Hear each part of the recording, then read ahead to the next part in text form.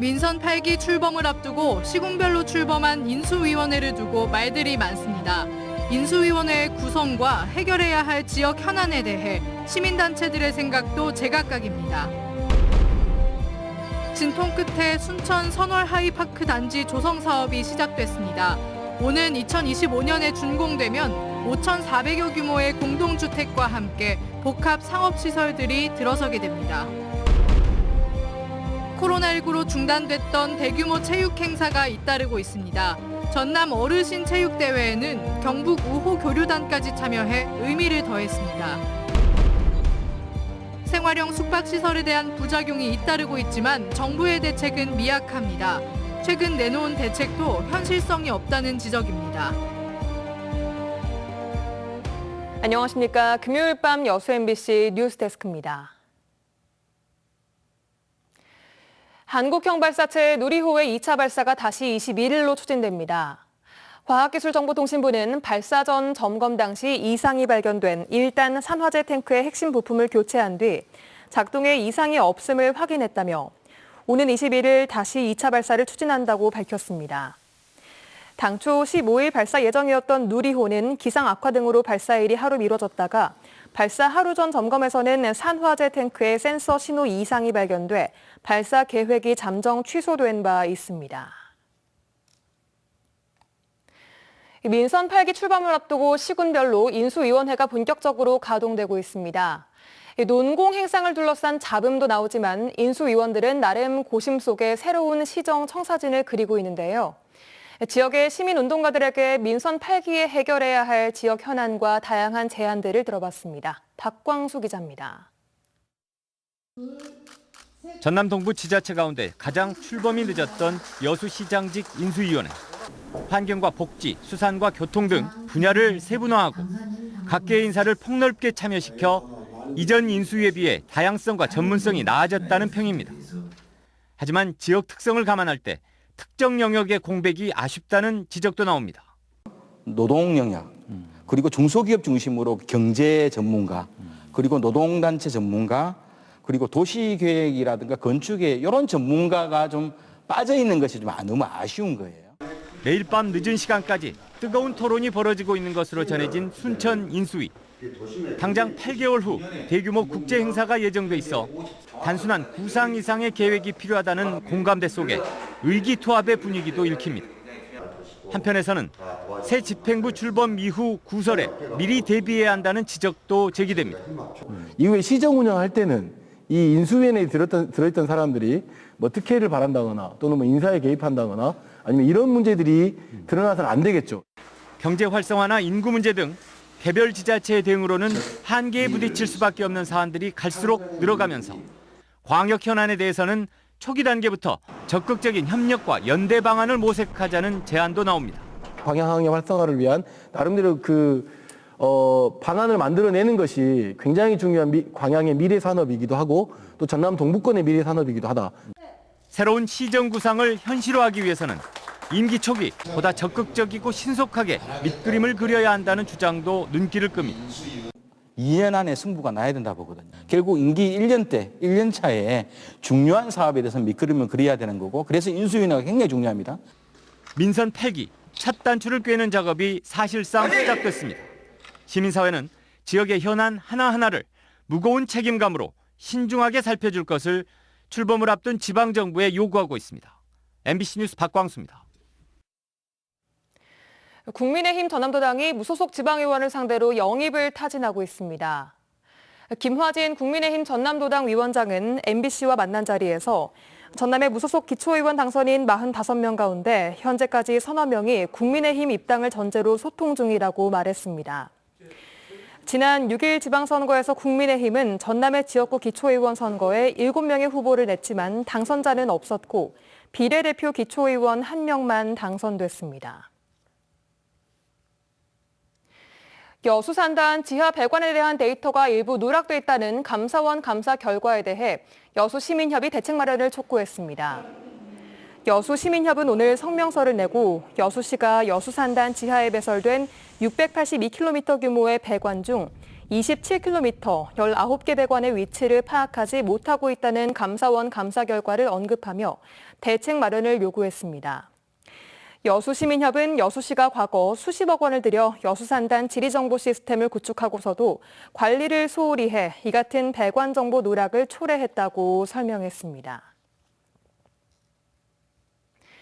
시행사와 지역 주민들 간 편입 토지 보상 등 문제로 극심한 갈등을 겪었던 순천 선월 하이파크 단지 조성 사업이 본격적으로 시작됐습니다. 현재 지반 다지기 작업이 진행되고 있는데 계획대로면 오는 2025년 말 준공도 가능할 것으로 보입니다. 김주희 기자가 보도합니다. 순천시 해룡면 선월 하이파크 단지 조성 사업 현장. 이 일대 98만 제곱미터 면적의 대단위 부지에 연약 지반을 다지는 공사가 본격화하고 있습니다. 현재 종합 공정률 6%를 기록하고 있습니다. 순천 선월 하이파크 단지가 오는 2025년 준공되면 5,400여 가구 규모의 공동주택과 함께 복합 상업시설 등이 들어서게 됩니다. 2012년 4월 중공건설이 우선 협상 대상자로 선정된 이후 지난 2년여 동안 지량 갈등을 겪어왔던 시행사와 주민들 간 보상 관련 갈등도 극적으로 돌파구를 찾았습니다. 보상 가격 등은 구체적으로 공개되지 않았지만 사업 추진에 새로운 동력을 확보한 셈입니다. 보상 연락 권고나 주민 감정 평가나 등 여러 협상 후에 좀 시간이 좀 지연됐지만 작년 하반기에 주민 보상대책위원회하고 회사 간의 협의가 원만히 좀 이루어져서 아마 현재 착공에 이르게 된 것 같습니다. 학교 문제도 꼬인 실타래를 풀어가고 있습니다. 사업 시행사 측은 최근 전남도 교육청과 교육 환경 평가를 위한 사전 협의를 시작했습니다. 올 하반기 교육 환경 평가를 통해 초등학교 한 곳과 중학교 한 곳이 새롭게 설립될 수 있을 것으로 전망되고 있습니다. 처음에 계획은 초등학교 2개, 중학교 하나 계획을 했었는데 지금은 이제 평가 최종적으로 결론은 안 났지만 초등학교 하나, 중학교 하나가 될 것 같아요. 수년여 동안 시행사와 토지 소유주들 간 보상 문제를 놓고 첨예한 갈등 속에 공전했던 순천 선월 하이파크 단지 조성 사업. 순천 신대지구와 함께 앞으로 광양망권 경제자유구역에 새로운 정주기능 역할을 담당하게 될 배후단지 조성 사업으로 순항할 수 있을지 지역사회가 주목하고 있습니다. MBC 뉴스 김주희입니다. 코로나19로 중단됐던 대규모 체육 행사가 잇따라 열리고 있습니다. 전남 어르신 생활체육대회도 3년 만에 해남에서 다시 열렸는데요. 경북 지역의 우호교류단 어르신들도 함께해 그 의미를 더했습니다. 김진선 기자가 취재했습니다. 머리는 하얗게 샜지만 배드민턴 공을 쫓는 예리한 눈빛은 녹슬지 않았습니다. 체력도 거뜬합니다. 바람을 가르는 강한 스매싱. 반대편 선수들도 지지 않습니다. 코로나19로 중단됐다 3년 만에 재개된 전남 어르신 생활체육대회. 참가한 어르신들은 굽어가는 어깨도, 이른이 넘은 나이도 있고 경기를 즐겼습니다. 코로나 때문에 한 3년 동안 너무 힘들었어요. 그런데 오늘 이 경기장에 와서 여러분들 뵙고 기분을 쫙 푸니까 아주 훌쩍하네요. 마음이 가는. 이번 대회의 종목은 배드민턴과 게이트볼 등 모두 9개 종. 전남 22개 시군에서 60세 이상 어르신 등 생활체육인 2천여 명이 참가했습니다. 특히 지난 2014년부터 교류해왔던 경북의 어르신 선수단 70명도 함께 경기를 하며 우정을 되새겼습니다. 오늘 상당히 기쁩니다. 한 2년 좀 넘도록 우리가 교류를 못했거든요. 그래서 답답한 마음을 오늘 확 풀었습니다.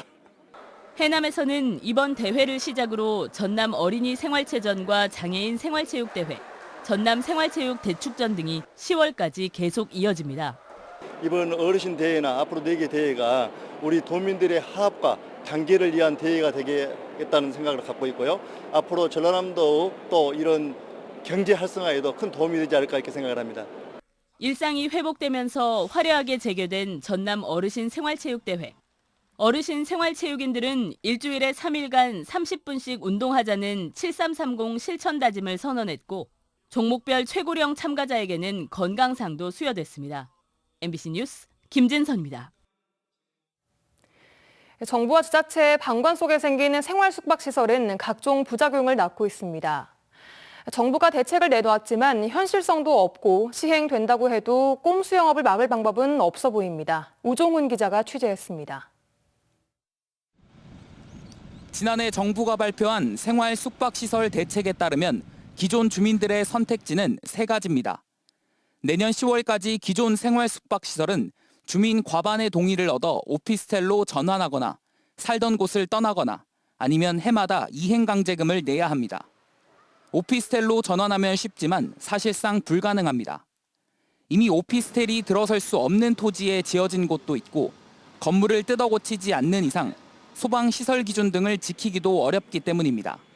호텔과 오피스텔은 소방 계단법도 틀리고 다 틀려요. 이게 용도명령이 될 수가 없어요. 그리고 주차 대란. 저는 사실 이게 다 탁상공명 같아서. 앞으로 들어설 생활 숙박시설에서 거주를 막을 방법도 마땅치 않습니다.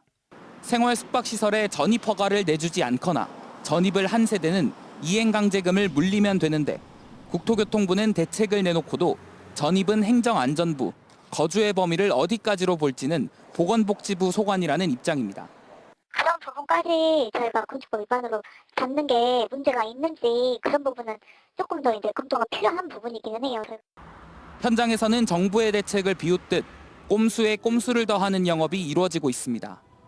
거주가 가능하다고 홍보하는 것도 모자라 다른 사람의 이름으로 전입 신고를 하면 단속에 걸릴 일이 없다고 계약을 부추기는 겁니다. 이거를 사장님 이름으로 전입을 하면은 좀 문제가 생길 여지가 큰데 사장님이 그냥 받으셨으면 사모님 앞으로 진행하는 걸로 진행하시면 됩니다.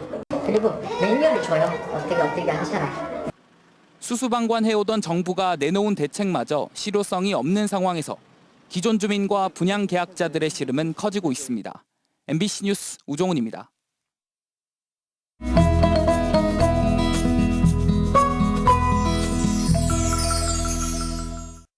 여수 MBC AI 내일의 날씨입니다. 오늘 전남 동부 지역은 대체로 맑은 날씨를 보였는데요. 내일은 오전에 흐리다 구름 많은 날씨 보이겠습니다.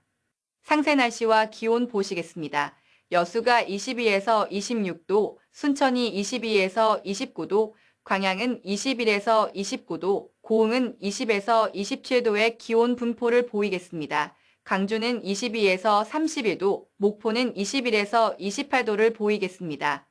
내일 해상도 구름이 많겠습니다. 파도는 남해서부 앞바다에서 0.5m, 먼바다에서 0.5에서 1.5m로 일겠습니다. 서해남부 해상도 구름 많은 날씨 이어지겠습니다. 다음 주는 흐리고 비가 오는 날이 잦겠습니다. 기온은 최고 28에서 29도로 더운 날씨 이어지겠습니다. 지금까지 AI 날씨였습니다.